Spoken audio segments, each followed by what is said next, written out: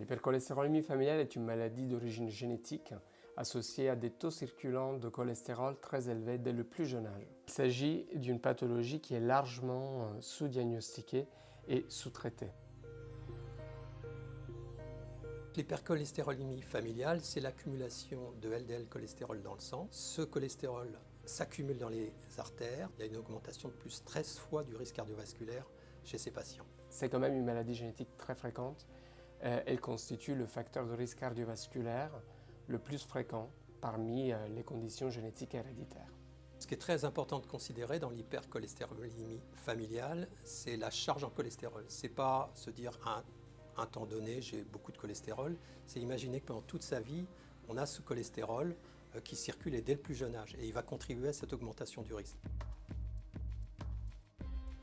Ce sont les chromosomes non sexuels, donc non X, non Y, qui portent les gènes responsables de cette hypercholestérolémie, et donc on va l'hériter soit de son père, soit de sa mère, et surtout, il suffit d'en hériter une copie. Donc il suffit que soit papa, soit maman aient eu une copie dysfonctionnelle. Globalement, il y aura 50% des individus d'une famille qui auront cette hypercholestérolémie familiale. Le plus important, c'est y a-t-il du cholestérol dans la famille? Puis-je identifier clairement mon papa ou ma maman ou un de mes enfants ou plusieurs de mes enfants qui ont trop de cholestérol, sachant que ce trop de cholestérol, c'est par rapport aux valeurs habituellement rencontrées pour l'âge dans la population générale.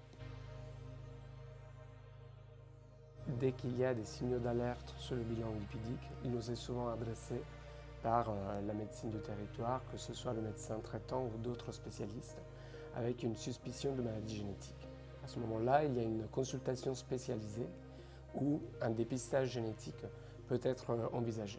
On va aller chercher des mutations de ces gènes, on va aller identifier cette dysfonction, et cette dysfonction va se trouver dans des gènes qui sont les plus importants pour le métabolisme du LDL cholestérol.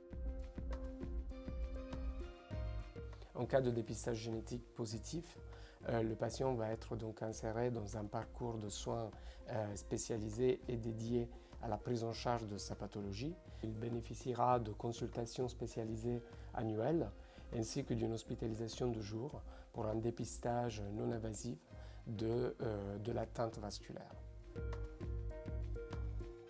Petit à petit, on a réussi à convaincre et à expliquer tout ce que le diagnostic génétique pouvait apporter. De manière très heureuse, nous sommes de plus en plus de laboratoires en France à faire ce diagnostic génétique. Certains sont identifiables et identifiés sur le site de la nouvelle Société française d'athérosclérose ou sous le terme de CCBL, qui sont les centres clinico-biologiques de lipidologie. On ne peut pas faire un diagnostic génétique sur l'ensemble de la population ou l'ensemble des hypercholestérolémiques, donc il faut avoir des critères assez précis. Et ensuite, il nous est très facile, ou beaucoup plus facile, d'aller dépister dans la famille les sujets porteurs de la mutation.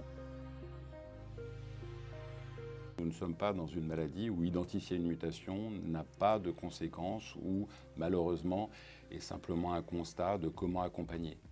On identifie une mutation et on peut prévenir un risque.